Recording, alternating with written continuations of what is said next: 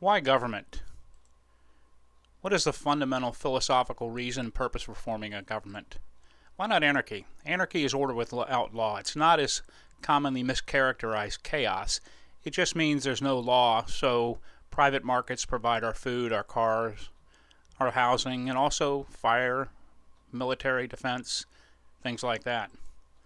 Why not Leviathan? Total government control over resources. Government provides our food, transportation, housing, fire protection, national defense. Well, what is the optimal size of government really depends on where you fall in between these two, assuming, of course, you don't accept either anarchy or Leviathan. Those two are extremes.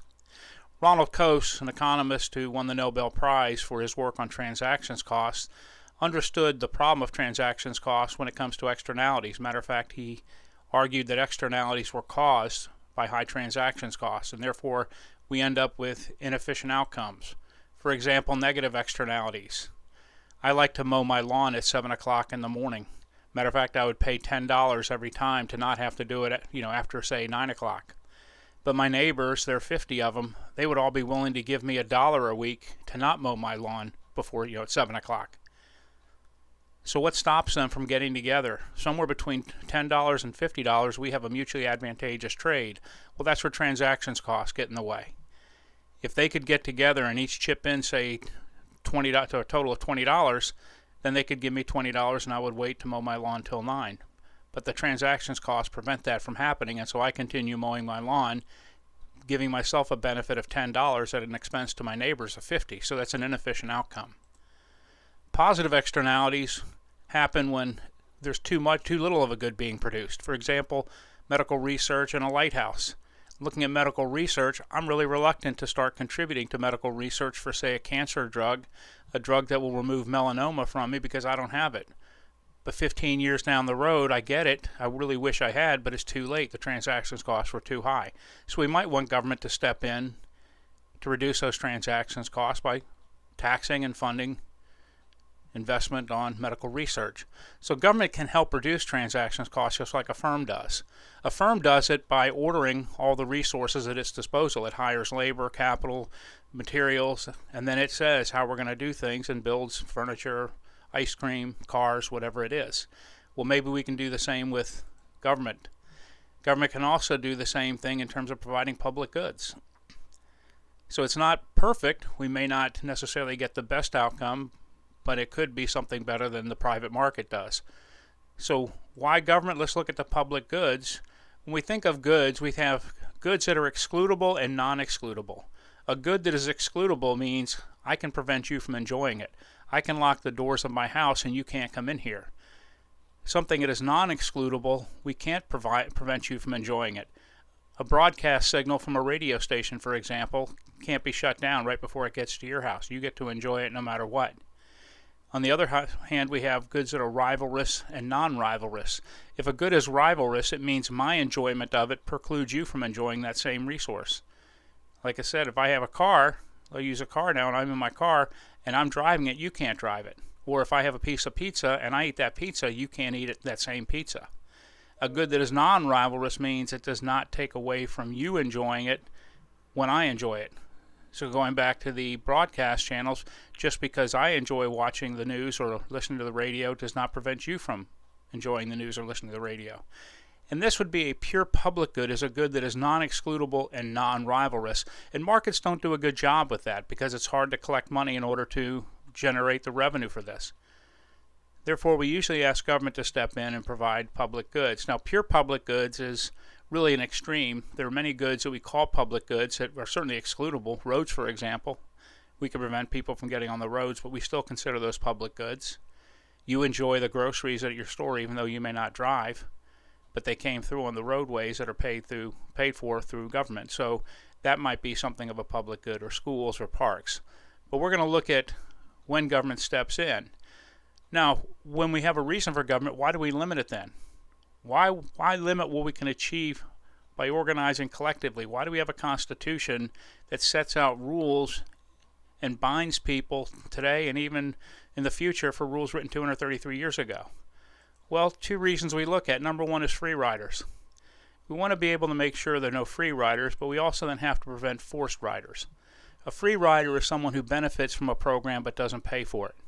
A forced rider is someone who's forced to pay for a program but doesn't benefit from it.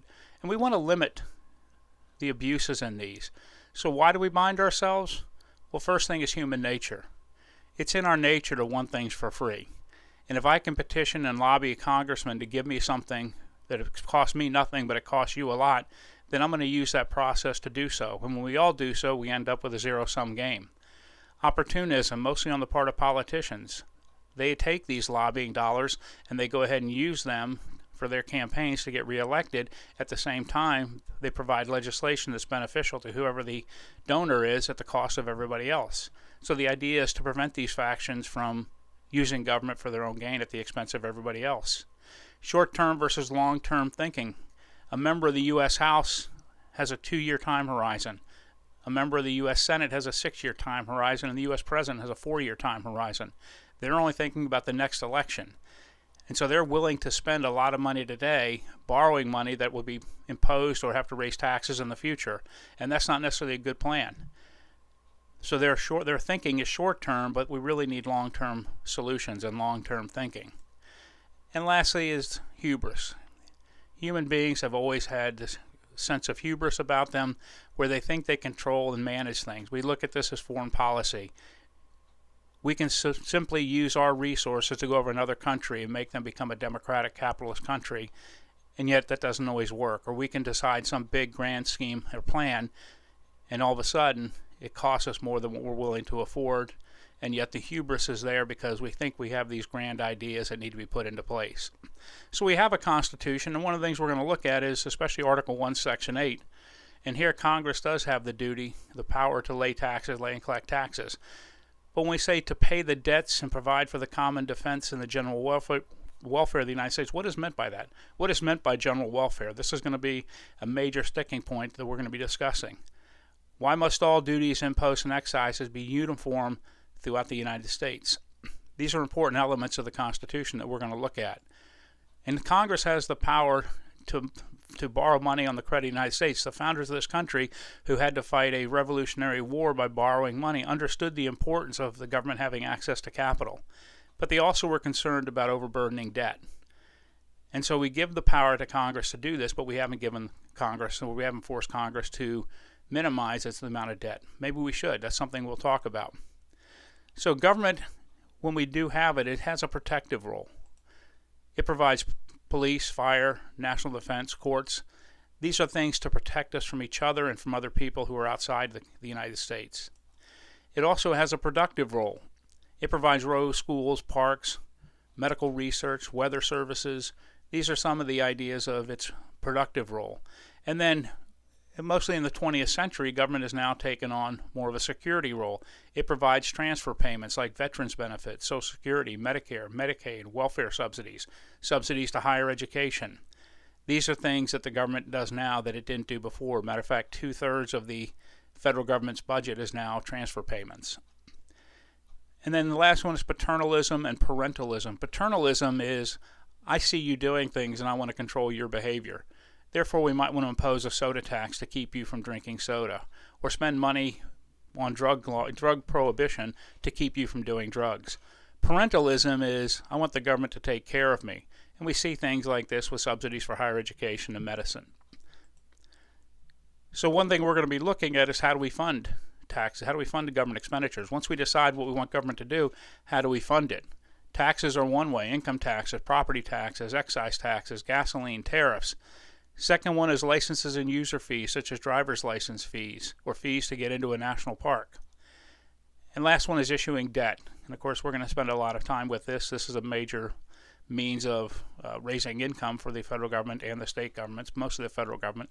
State governments tend to have a balanced budget amendment to them. So the big questions we're going to cover this semester: what is the proper role for government in a free society? What goods and services should markets provide, and what goods and services should government provide? Neither of them work perfectly. And so we're not looking for a perfect solution. What we're going to be looking for is the least imperfect solution of these two imperfect institutions. And which level of government should provide these goods and services? Not everything should be provided by the federal government. Matter of fact, probably most spending should be done at the local level, where there's local knowledge. but there's some things that need to be done at the federal level. And then how should we fund these operations of government? We're going to be looking at different ways of funding, just like we said, taxes, fees, and borrowing.